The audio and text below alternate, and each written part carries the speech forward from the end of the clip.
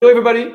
Sébastien from PosterLab for another exciting Pulse of the Market podcast. A quick word about PosterLab. So PosterLab is a platform that is helping organizations, to better collaborate with each other. What does it mean? It means that in today's world, you have more and more collaborations that are trying to collaborate with each other. Why? Because innovation is becoming more and more complex. You need to find the right capabilities outside the box. That's one of the key things. But then the big question is, how then from the moment you have identified these partners, how do you bring your idea to market? So this is what PosterLab is all about, helping you to map your ecosystem of partners.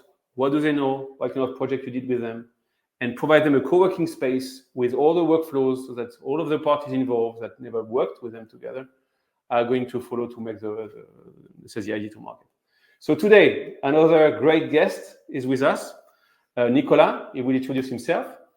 And we will be talking again about our favorite topic, partnership. Why partnership matter. So I'm going to give the floor to Nicolas, and thank you again for being here. Nicolas, if you can introduce yourself, please. Thanks. Yeah, happy to do the recording today as well as the LinkedIn Live. So my name is Nicolas. We are currently in the futurebrains office here in Karlsruhe. So it's the first time a LinkedIn Live. I hope that audio and everything works fine. I'm the founder of futurebrains, and my passion is network-based business models, actually. So wherever entities communicate either over a piece of tech or directly and create new value and opportunities together and address bigger problems, that's my passion, and that's where I help our clients to succeed at the end. So we define, validate, build and scale the whole strategy. Mm-hmm. So it's very, very broad, but I only believe that an end-to-end support of clients can really work and succeed at the end, instead of just handing over a bunch of slides and then wishing them good luck. Yeah. That's what I mean. And why again, Nicolas is I think this is quite clear. Is walking the talk. I mean, he is doing the things. And for me, in today's world, when I'm talking to a lot of people out there, there's a lot of need for education and best practices from people that are actually doing the job of managing partnership and make partnership and ecosystem works. So let's go straight into the question. So Nicolas, I'm going to go into the first question, which I always ask, because it's, for me, everybody has his own perspective on this. What is your definition of innovation? What is your definition of ecosystem? It's actually a good question. So I thought a bit about especially the innovation portion.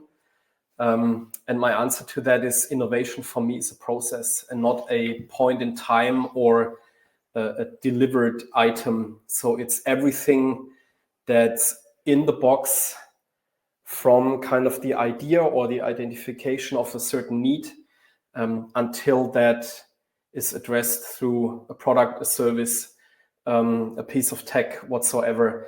So it's the whole process that is definitely important to come up with innovative ideas or solutions at the end, which includes a big portion of validation, instead of just building something and then shipping it and then wondering why nobody needs that piece of service or tech. So that's my view on the innovation portion.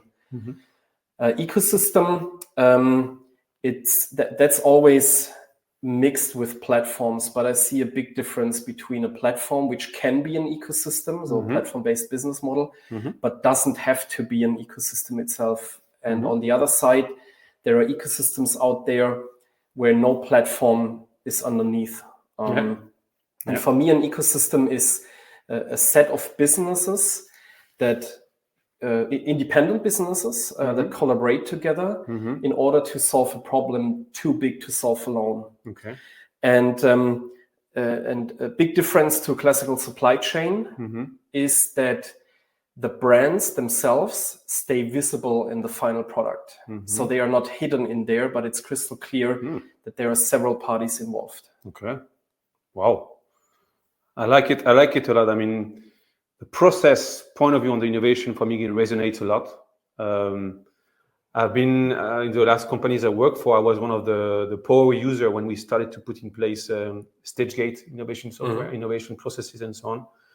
And I tend to believe that you're right. I mean, a lot of people are thinking that innovation is okay.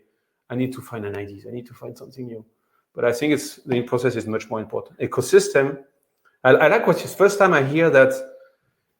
Comparing to the normal supply chain, where basically in the end the last party in force of the customer can put his logo on the product, but nobody knows what is behind it. You have tier 2, tier 3, tier 4. I like the idea of having this idea of all the parties involved can somehow show their capability of social innovation, or at least be facing them. I like this definition. Thank you very much, Nicolas. You're welcome. Let's go to the second question. So, what is the key to accelerate innovation through ecosystem and partnership? Why? I mean, I repeat, why it's key, not what. Why it's key to accelerate innovation through ecosystem and partnership? I mean, it's actually a very good question. I held a keynote a couple of weeks ago in the manufacturing industry of specifically for that sector. And and it's just an example. If you look into that specific market, you have a lot of new needs and regulations and legal stuff that's just appearing.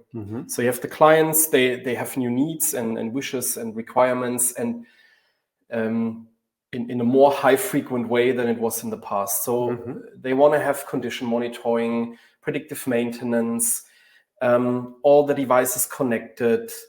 There is the EU Data Act that's approaching. Right. There is the GDPR and so forth. So you have a ton of topics on the one hand, so requirements, both from governments or governmental level as well as from the clients. And on the other side, you have new technologies appearing. I mean, we all heard about ChatGPT and the the LLMs. We have blockchain use cases. We have people that talk about the metaverse, even though I don't like the term and the hype behind it, to make that crystal clear. But there is also so much going on the tech side where you need to have a good understanding how to map that on the requirements and what fits where pretty well. And in such a high speed, you can't do that by yourself on the way forward. It's too fast, it's too complex, the requirements are too broad. And I just had a podcast recording, I think 2 or 3 weeks ago, where my guest said, be honest to yourself. Where are you really good at? Where do you have the expertise, the people, the budget, to come up with a pretty good solution instead of having 50 solutions that are quite okay, but not really high end. So that's one thing. Then, of course, the shortage of skilled workers. You don't find people out there, so you need to find new approaches in order to scale and in order to address your clients' needs. And of course, like I said, the quality. What I saw in the past is that, and I dealt with many businesses, they try to develop and provide everything by themselves. And at the end, the client has a solution that's maybe on 50% level. So not a good quality, not addressed in a proper way or in an expected way, instead of going through partners that are on that level already. So at the end, you have a not so good solution and an unhappy client. And I think these things will hit us and the industries even harder over the next few years. So let's go. This podcast for me, it's all about education and also coming up with practical tips and best practices. That's key. I don't want, like you said at the beginning, I don't want to just look at my PowerPoint and try to do whatever you can with this. So let's go in the practical operational side of things. So how do you do this? How do you make this work? It's how much time do I have for this answer? No, just kidding. I think, where shall I start?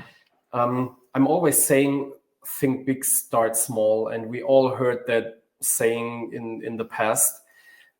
We all see the ecosystems built by Amazon, Apple, Microsoft, you name it, and their partner programs and what's in that box and what they provide. Yeah. And especially for the SMBs, it's sometimes hard to find their own spot in there. Kind of, okay, we have the big enterprises, they're quite successful with these approaches, but it's way too big for me and my business. But the thing is, they all started very small. They did not show up on the market with thousands of partner managers and documentation and partner events. So they started very, very small. And that's what I'm saying. The first thing is, and that's also very important, you have to ask 3 whys, because ecosystem means that you have to address 3 different dimensions. That's the client side. What's in it in the ecosystem for them? Why shall I build one? The second one is the partner dimension. What's the why for potential partners to join? And the third one is, of course, for me as the orchestrator or the hub, creating the ecosystem. Why should I do that?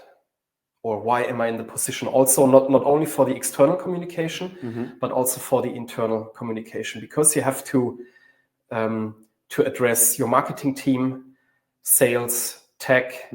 So the whole company will be affected by that ecosystem strategy. And if you don't have a clear why, also for your own departments, you don't get the buy-in.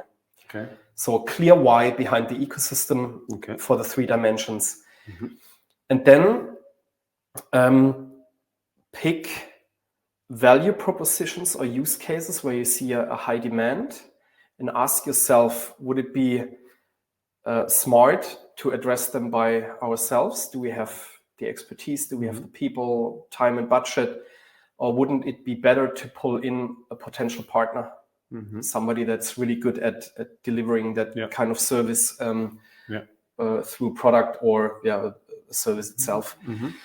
And start with a handful of partners at the end, not 10, not 20, because you don't have the processes and the methods established yet. So instead of pulling in 20, 50, 100 potential partners and not being able to properly communicate with them and to properly integrate them into my landscape and into my solution building processes, I will leave burnt soil behind. So I will gonna lose partners at the end. So start pretty small with a handful. And then best case is follow a framework. So I have outlined a 10-step process that really starts from that why, the ecosystem strategy, and the why behind that, going over the partner identification. What kind of partners do I need? Affiliate, resellers, tech partners, solution partners, and so forth. Then really going also through an evaluation phase. So validating whether we address the right needs and it's on that quality level that's expected on the client side and from the market. And then you have actually the solution building, the go-to-market strategy, co-marketing approaches. And then what I saw in the past is many businesses stop here. So they kind of build a single solution with a partner, put the logo on the website, my favorite logo wall, which is equal to having dead partnerships. And then, but they stop there instead of keeping the partners engaged, tracking the health of the ecosystem, and then having an improvement process also to really ask the partners, the clients, what they really need to make the partners happy as well as the clients happy, as well as again, the internal dimension. So it's good to have a framework or a process to follow, but again, keep it very lightweight at the beginning. Don't build too much tech. Start very, very lightweight and small. Okay. And learn over time. Okay. Okay. Thank you very much. I think you guys are very practical tips here, very practical best practices that I've been through a lot of customers of Nicolas. So this is not only something in the air, it's not only theory, it's practice. By the way, I let's say recommend you to go on the Nicolas website, look at his podcast, look at his methodologies, also well explained here. And you can certainly reach out to Nicolas afterwards. Make me ring a lot of bells. I mean, I've been in a couple of conferences from ASAP, from UIDP, and other of these players that are talking a lot about these processes, the health of the partnership. Which partners, the whys, or quite impressed. I like the 3 whys. It's very important, the 3 whys. And the orchestration, being the orchestrators and the impact on the organization. Very, very, very good point, Nicolas. Thank you. Can I add one more point Please. to that? Because there was kind of a situation. I mean, I have a strong tech background. So I dealt with a lot of tech partners in the past. I wrote also many integrations myself. That was some years ago. But anyways, and so you have the technical integration. Yeah. But some of the businesses I dealt with totally forgot to include sales in the whole process. So, and the question was, why don't they communicate the partner solutions when they talk to clients? Okay. And it was crystal clear at the end, because they haven't been incentivized for doing so. And that's why I'm saying you have to also communicate the value internally. Here we go. It's not tech integrations, to stick to that example, is not primarily about tech. There is so much more involved. And that's why it's so important to think end to end and have that broader view. Yeah. Now I get your point about this idea of putting your partners in front as well. So because if you're in front of your customers know your core business. Right. So, okay, but you developed glass, but I know your core business is only one side of it. Yes, in fact, we leverage, we were supported by this partner that is specialized in this, this partner specialized in this. This is why then we come up with the best solution. Then you can for sure leverage it. We are going already to the last question. So let's think a little bit ahead of time. How do you think? What is your outlook in terms of partnership and ecosystem in 5 years from now? So, how do you see this? Do you see a revolution, an evolution? Do you see all people are going to talk partnership and ecosystem in 5 years from now? What do you see in your crystal ball? It's really hard to answer. I mean, let's look into the AI space and what happened there over the past, 4-8 weeks. Nobody was expecting that. So nobody knows what we're going to expect and have to expect 5 years ahead of now. But I mean, let's look into some numbers. And I shared the other day a couple of reports from EY as well as IBM. EY, for example, says that ecosystem companies that focus on partnerships have roughly 13% of cost reduction in general, and 13% of incremental earnings. There are a couple of SaaS studies from, I think it was 2019, that state similar numbers. So plus to add one, companies that focus on partnerships and the ecosystem building have in average, and there were 1,000 companies asked, have in average a 5% higher growth rate. IBM said in the CEO decision making in the Age of AI report that was just recently released that ecosystems and partners, and a clear focus on that, is a must. Okay. And the big argument is that the data that you have by partnering with others can lead to really great use cases. So I think looking 5 years ahead from now, the ecosystem focused companies will stay on top. They will be the big winners. They share the stage with others. They share the expertise with others. They pull in external expertise. They can keep up the speed of innovating and coming up with new value propositions and address the market needs much faster. That's my assumption. And let's say the innovation leaders, the leaders in the world, to think, okay, why? It's also a reason. Okay, if it's in 5 years from now, then I need to think back a little bit. How can I be fit and ready for this? Because it makes sense. Makes sense, right? I know. I do remember right now. So bringing in some things that I experienced the past years. So I've been working in markets where tech integrations, partnerships were very important because of the complexity of the markets.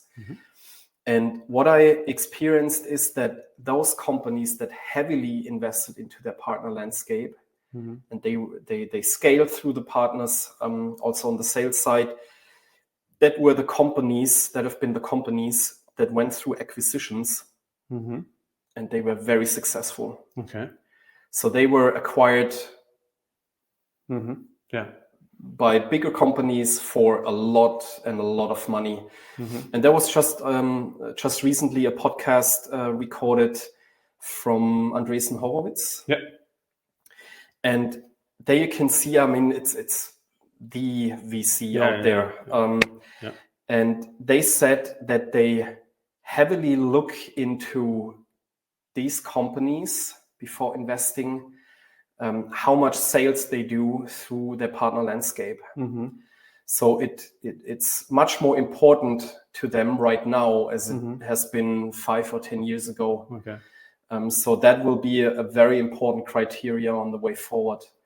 That's why I'm saying or recommend to really look into partnerships, not because of getting acquired or pulling a VC in there, but due to the advantages at the end of the day. Okay. So it's increasing the overall, let's say, value of the enterprise, of the company. Okay. Maybe one last thing. Yeah, go ahead.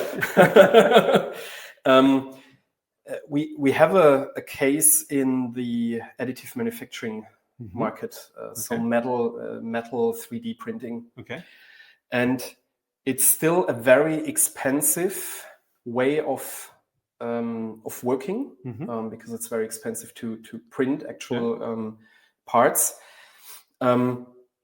So the strategy in that market should be also to look more into partnerships, and that's what we try to foster with one of our clients, because instead of increasing kind of our market share or the market share of our client, we try to increase the whole market. And by partnering and coming up with really good solutions, bringing the costs down together, and that's not something a single company can achieve, but there's a whole bunch of different kinds of companies and service providers involved to achieve that. That could make the whole market way more interesting for the automotive sector, for example, because the costs go down. And I think that's a really good example where it makes sense to have that ecosystem mindset. So instead of sticking to my own little piece of the pie, let's look into the whole market and what we can achieve together. I think that was really my last point now. Okay, thank you. I really like this idea about what you said at the beginning. You have the supply chain where you are the partners, but you only have one that is making the show somehow. Where you change from this to these are our partners. This is how we made it together, and you put them in front of you, and then all of them are going in the same direction to empower this ecosystem and to empower the output of this. Really like this point. So thank you, Nicolas. Thank you very much. Thank you for again, and I insist, this podcast is all about concrete best practice and example. We also did, I think today with Nicolas, also very practical things. Thank you for the people that listen and that are going to listen to this podcast. And we see you next week with another guest. So have a great day. Nicolas, same for you. And we keep in touch. Thank you. Thanks for having me. And big thanks to the audience. Cool. Have a great day. Bye. Bye-bye.